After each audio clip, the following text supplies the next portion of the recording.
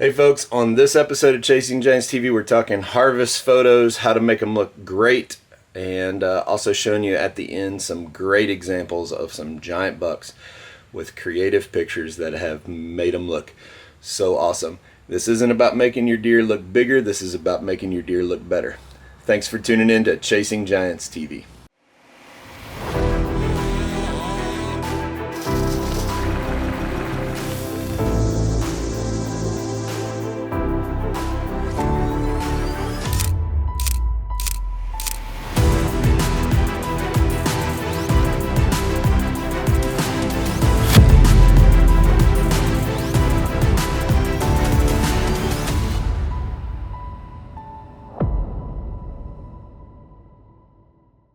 Hey guys, this is Terry from Chasing Giants TV. Welcome back.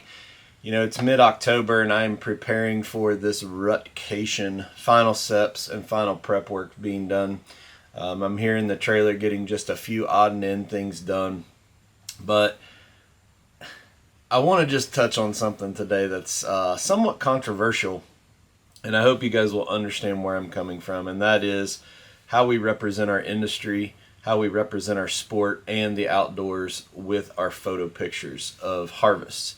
And some of you have been blessed enough to already kill a deer. Congratulations on that. But for those of you who are just starting to get in gear, preparing maybe to go out of state on a hunt of a lifetime, or just go out on a small permission property, or maybe even behind your house with some buddies, maybe it's deer camp, your annual trip with all of your family and friends. I just hope that you'll hear what I'm saying. You might not agree with it, but it's important to me. And please understand where I'm coming from. This activity of hunting is more than just us going out and killing an animal. I try to teach my kids, I try to instill in everything we do that we need to be respectful of the animal, respectful of the sport, and how we're perceived. Perception is everything. And some of us get kind of caught, like I do sometimes, as I want to just be that country boy redneck that doesn't care. But at the end of the day, there's a lot of lessons even in the Bible about how we represent ourselves, Jesus, the church. But in this case, the hunting industry, we want to put things out there that don't turn people away. There's already enough people gunning for us. There's already enough people that want us to not be able to do what we do and what we passionately do, and that's chase these giant whitetails. So when you're taking your photo pictures, I just want to challenge you. Look, don't confuse what we do for sponsors or what we do for our partners in production and professional photographers for what I'm asking you to do here. Be respectful of that game. Be respectful of that animal. You don't need to hire a professional photographer to come to do that. And I want to just walk through here in the hunting trailer a few things that I use to just make that trophy photo a more memorable, a better representation. The taxidermy on the wall is going to go away. It's going to rot, but the picture is going to last a lifetime for you and your friends that are in it. So a couple tools that I use when I actually have them right here in the hunting trailer. This is one of the best tools I've ever had, but they're these humongous baby wipes. I use them to clean off. This turns into a towel. It's a huge thing. I don't even know the size of it when you get it out, but it's literally big enough you can wipe down if you're sweaty, grimy, nasty, if you're working. Be careful. One side has grit, one side doesn't. So if you use this after a code brown, make sure you're using the smooth side first. But what it's really also good for is to wipe that deer down. So whether you use these big towels that come in this package that I found on Amazon or Roll King, get some baby wipes and keep. And it's just enough moisture if that deer has laid there maybe overnight or the blood is dried. It's enough moisture just to get it cleaned off. Even just a small pack of baby wipes do a great job. This is the second thing I use. I always keep a roll of paper towels, shop towels, anything super absorbent. If we're lucky enough, we get on our harvest fairly soon. It was a great shot. You saw it go down. You're able to go collect your trophy, take those pictures, celebrate with your buddies. You need something that's got a lot of absorption or whatever. Maybe I just made up a word. But that will soak up a lot of that blood, especially around the nose. If you double lung that deer, all that blood comes up through the nose, and it seems like it's a fountain coming out. So make sure you have something with you that can absorb all of that, and try to get that deer cleaned up. The less visible blood we have on the animal, the better. If we gut the deer and maybe we're taking pictures the next morning, my tip to you is inside of the back of your side-by-side or in a trailer, in a barn, take the antlers and actually tie them up close to what your pose will be. Because after that deer gets really, really stiff, it's really hard to manipulate it. So take some ropes, try to get that deer up in the air with the back legs. This is the real important thing, the back legs spread. Because if we're taking pictures after we've gutted the deer, we want to make sure his body is turned up completely vertical like he's standing, with the legs going straight back. We don't want to show that empty body cavity. That's just I don't know. That's kind of my pet peeve outside of the tongue hanging out, which is another great thing that's really hard to do. A great topic. While you're taking your pictures, ask your photographer, hey, make sure his tongue's in. Let's stop if we do. Because a lot of times at night, everything's black except for when it flashes. So if everybody there, including the person taking the picture with the cell phone or with a big DSLR or a video camera or whatever, tell them to watch out. Hey, make sure the tongue is in.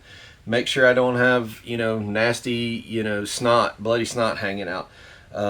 As you're taking those pictures, you gotta be able to adjust, because once you get back to the house, put that SD card in the computer and go to post your pictures on social media, a lot of times you can't go back and redo it. So make sure everyone around you that's helping celebrate your harvest in the field is on the same page with what you want to get out of your picture, and that's being very respectful to the animal, very respectful to our industry, to our sport, and not draw haters. I mean, let's face it, we don't want to draw haters. And here's the other thing.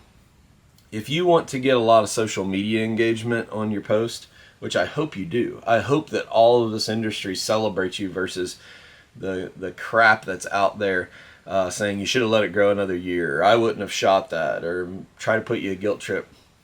If the people are really supporting you, we don't want all of that blood and gore, because that's going to be suppressed anyway with the algorithm. So I hope that you all will take time to clean the animal, and also just be a good representative of our sport.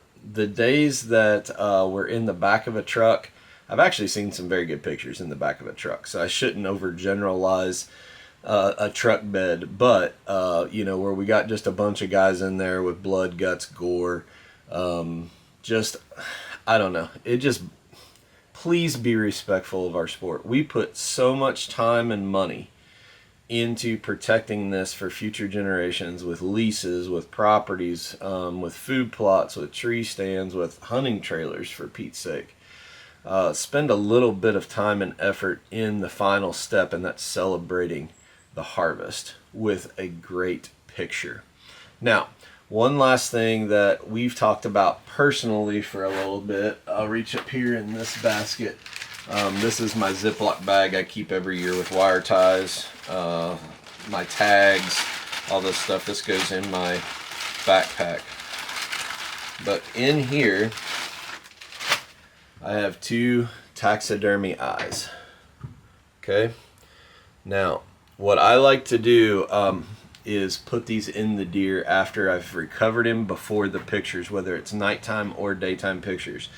And all you got to do is go to your local taxidermist. You can probably even order these on Amazon too. I prefer to get, and for all of you taxidermists out there that I'm going to use the wrong terminology or phrase, I apologize. But I prefer, even with my deer mounts, see this white ring around here? They used to be called competition eyes. I don't know that they are or are not called that anymore. But there's some that are all brown. There's some that have this white. When you have a little bit of white in the corner of your eye, it just makes the deer pop just a little bit more. But the whole reason for putting fake eyes in over top of the existing eyes for the pictures is we don't get that cloudy, hazy. The deer looks alive. I'm telling you, it makes your pictures pop so much better by putting these in. Last year when I shot the King David buck, Don actually videoed me putting eyes in the deer when we got him back up to the house before pictures. But like every other time in Illinois, the wind was blowing so hard that the audio is just garbage. So I'm going to play that video right now as I'm talking. And it's really simple, guys. Go to your local taxidermist, go to Amazon, whether they're solid brown like I was using for the King David hunt, that's what I had with me, or these with the white, go ahead and just put them in like a contact lens. As you can see in the video right here, it only takes a second to just pull the eyelid back, lay it over top of the existing eye. You don't have to dig anything out. It's not gross. Well, some people that don't get around dead deer might think it's gross, but it's really not that bad. And you just tuck it up underneath the eyeball and then rotate the eye around and make the deer look phenomenal. There's also not a lot of bounce back and flash at night because of that haze glaze over, or the deer's eyelids get really dark or narrow. You know, it just makes the deer look so much better. I think it's just an added touch when we spend all of this money to make your photos look as good as possible. And before you take it to the taxidermist, just take your pocket knife or a little screwdriver and just get to the corner and pop it right out and reuse them. You don't even have to wash them. There's nothing, these have been used multiple times and there's nothing even on it that's gooey and nasty. So I think it's just a great way to celebrate the hunt, celebrate the harvest, celebrate our sport, our passion, by paying respects to the animal that we just got done harvesting. So we put a lot of time and effort into the building up to that hunt. Let's put a little bit of effort, clean that body up, wet paper towels, body wipes, baby wipes, all of that stuff, something with a little bit of moisture, something that's very absorbent like paper towels or shop towels, and then get you a set of fake eyes. You can take great photos with cell phones now these days. They're so good. And also get somebody to get you a little, or you can bring in somebody to take photos. I'm going to end this video with some phenomenal photos that we've gotten from friends of ours over the years. And you'll notice that some of them aren't even photos that are us holding the animal. My good friend Aaron Morgan and Josh Pretzer do some phenomenal work. There's a picture of a deer hanging in a barn. Brandon Epperson has a picture of a deer hanging in a barn. So it's not what you guys think I'm trying to do with sponsors and publicity. It's the memory. And notice how all of these pictures are respectful. They're clean. They stand the test of time, if you will. I'm going to close this out here by just showing some of these harvest pictures by guys like Aaron Morgan, Josh Pretzer, Brandon Epperson, who has one of the local guys, Ashton Taylor, take his photos for him. Wes Delks was also had some pictures from Ashton. Aaron Gaines just had a very good one. Derek Burkholder up in northern Indiana. And let's not forget the infamous Steve Shields. He takes great pictures. And then I'll close this out with some photos that Kyle Heuerman took of the King David buck, so you guys can see what doing a little bit of work does in the grand scheme of things of celebrating that hunt. God bless. Thanks for tuning in. We appreciate it. Make sure you subscribe and like down below. Leave us a comment on what you think. Make sure you share your pictures with us. Tag Don and I or Chasing Giants TV. We'd love to share those harvests and celebrate with you. God bless.